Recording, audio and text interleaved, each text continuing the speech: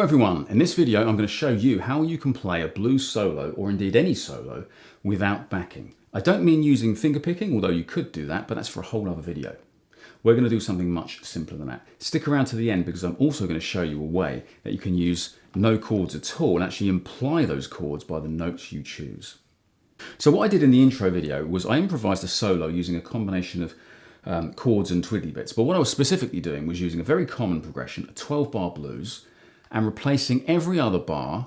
Instead of playing chords, I replaced those with little twiddly bits. So I went twiddly bits chord, twiddly bits chord, twiddly bits chord. You can do it over any progression, but a 12-bar blues is a really good place to start. Now it's the most common progression, one of the most common progressions there are, and most blues uses this progression, most rock and roll uses it. So we need to make sure we know that first. So let's do a 12-bar blues in the key of A. We are going to use bar chords, but if you don't like bar chords, I've got a little cheat which we're going to do in a minute. We've got 4 bars of this chord here, the 1 chord. You can play it as an A or an A7. I prefer the A7. So let's do this. We're going to play 4 bars with any rhythm we want. 1, 2, 3, 4. 2, 3, 4, again, 2, 3, 4, again, 2, and again, 2, 3, 4. Then we've got 2 bars of D or D7. So you can play D here or D7 like that using this A7 shape. 1, 2, 3, 4, again, 2, 3, 4, and then back to A7. 1, 2, 3, 4, again, 2, 3, 4. Then we're going to play E7, which is 2 frets further up the neck, for 1 bar only. 1, 2, 3, 4. D7 for 1 bar. 1, 2, 3, 4. A bar of A7. You can do another bar, but I prefer to do it like a turnaround chord, which tells me we're about to start again. I'm going to play E7 for a bar. 1, 2, 3, 4, and start again. So the whole thing sounds like this. 1, 2, 3, 4. A. A7 again. Okay, here's my 4th bar. And in D7, again, just 2 bars. Back to A7 for 2 bars. E7 for a bar. D7 for a bar, A7 for a bar, and my turnaround chord E7, and back to the beginning. Okay. So what we're going to do is we're going to replace every other chord with something twiddly. Okay, so we'll go chord, twiddly bit, chord, twiddly bit, chord, twiddly bit, and so on. And the problem is though, what will happen if we do this is we might get a very lumpy sound. We might get something like this.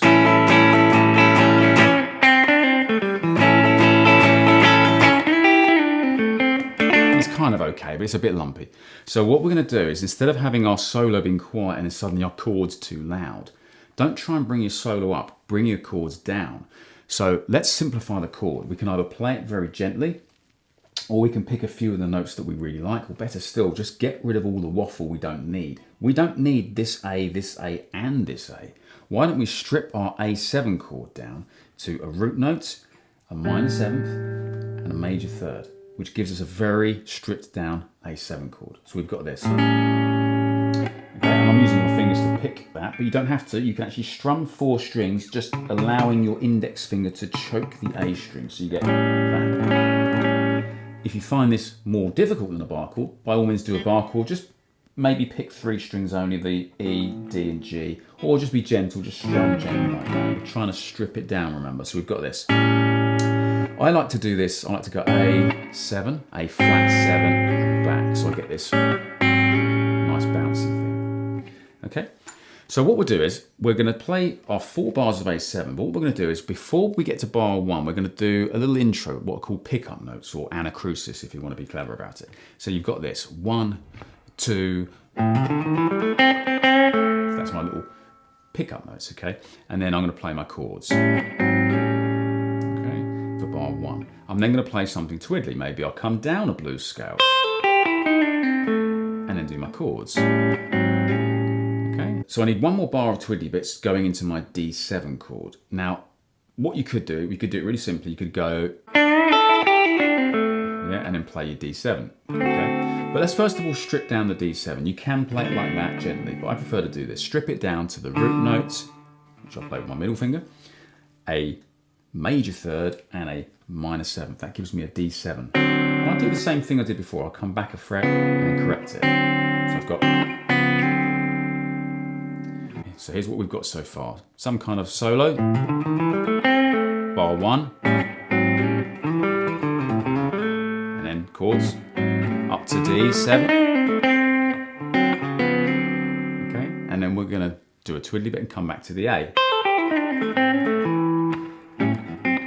Or should have done that really.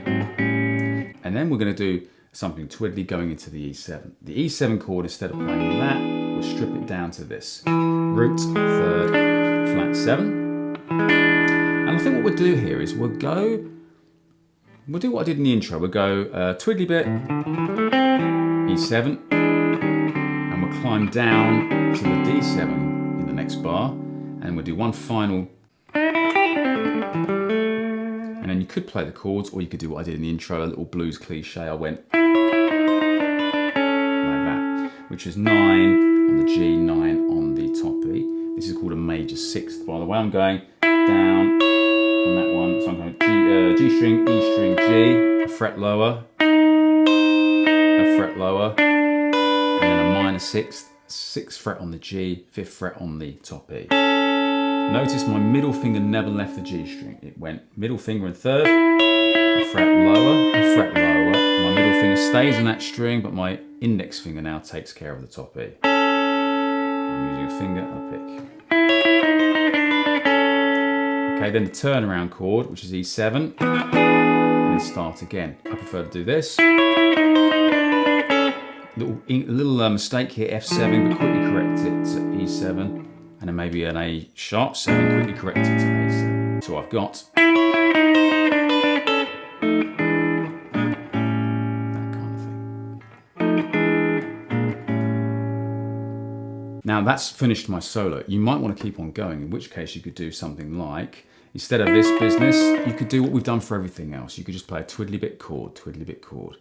If you're really unsure about this, write the chord progression down and have a set of pickup notes, and then cross off bar 2, put I'm going to solo in there, cross off bar 3, and then put I'm going to solo in bar 4. Just make a note of what you're going to do. But I don't think you need to even do that. I don't think you should get bogged down with playing your solo perfectly in time, because one of the great things about this kind of solo is you can do it completely loose and free time, or rubato. The word rubato I think translates as to rob, so to rob time, but most people think of it as free time. So if you ever see rubato on a piece of music, it means just kind of wing it, slow down where you want to. So you can be really chill and do something like this. Pause for a second.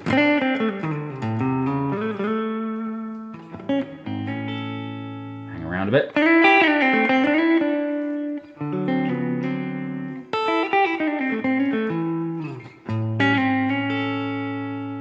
Going up to the E. Maybe pause. It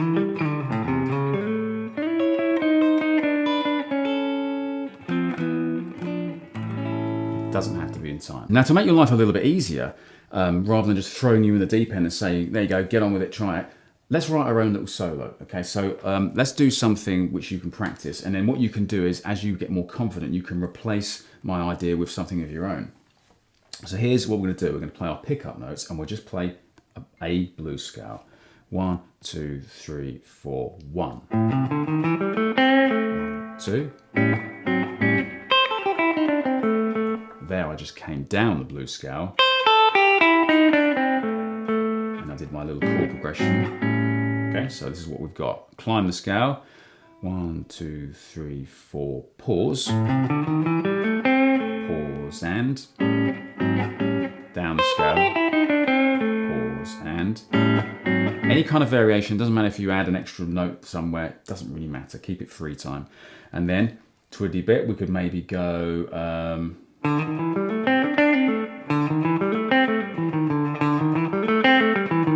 let's do this, let's go up from the 5th fret on the A string, up to the 5th fret on the G. So we'll climb the scale, 5, 6, 7, 5, 7, and come back. Okay, that was 5, 6, 7, 5, 7, 5 on the G, back to the D string, 7, 5, back to the A, 7, 6, 5. Okay. We'll play our D7. And let's do the first lick we did again. Okay. Oops. recap on this so far. 2, 3, 4, 1. Big pause. Down the scale. Pick that note if you want. Chords. Okay,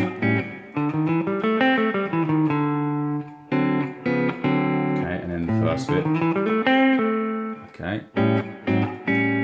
Now we need to highlight we're going to the E chord. Let's do something like this. Let's come down the scale. Yeah, I quite like that. So I went down the scale, 8, 5, 8, 5, 8, 7, 5. What did I do? 7, 5. I think I went to a blue note, which is weird. 6, 7. I really like the fact I'm landing on an E. It really highlights the E chord I'm about to play. We'll go E7 like this. Let's climb down to the D. So I think what I'll do at the end there is I'll go. That's nice. Okay, so I'm going 5 into 7 on the A string. I'll do a slide. 5 on the D string. Back to the 7 on the A. We'll slide to 5. And we'll go 3 into 4, which is not in our scale. It's a major third. It sounds kind of cool. And we'll land on the root note. So we've got like that. You can hold both if you want, or just do one at a time. So I've got. That's a good one. Worth nicking that one. And then our little blues cliche at the end. And we'll go F7, E7. A sharp or B flat 7 to A7. Let me see if I can remember what I just did.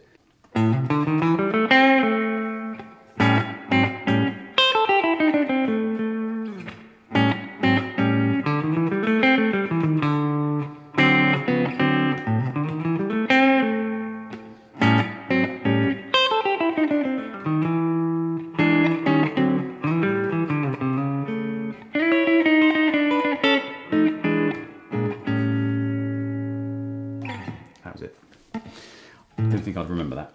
Okay, so anyway, I said to you that you can actually imply the chords by the notes that you play, and that is very true.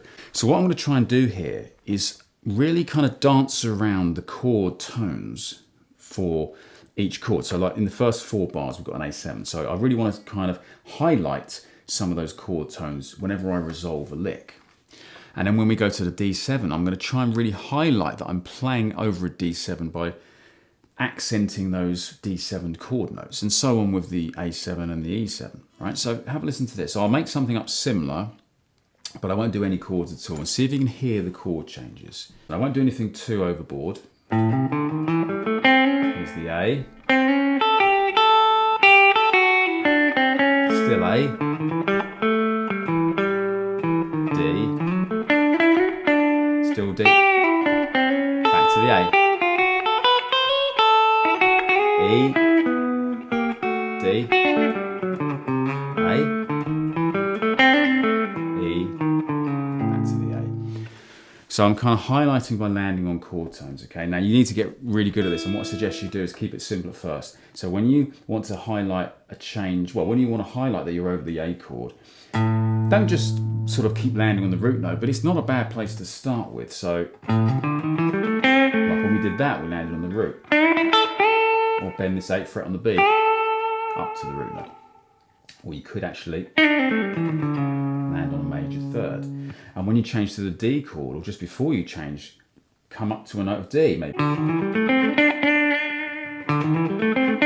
this one here. Or even this lovely major third here.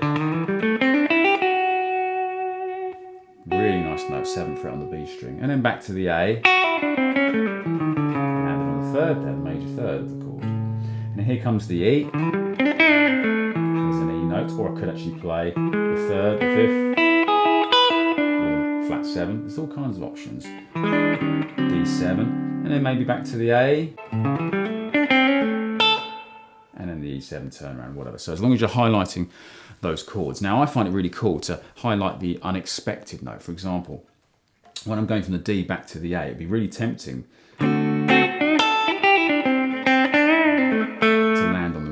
time, but you could go something like that and land on that flat 7 there.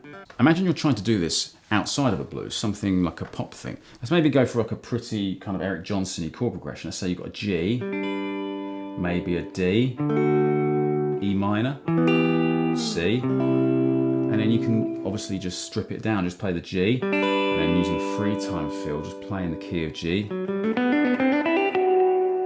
D, and then E minor, and then C, and then back to the G chord. I don't have to really stick to any rigid timing whatsoever. Anyway, I hope that was useful to you. Please click like and subscribe, you'd be helping me massively. Thank you, and I'll see you next time.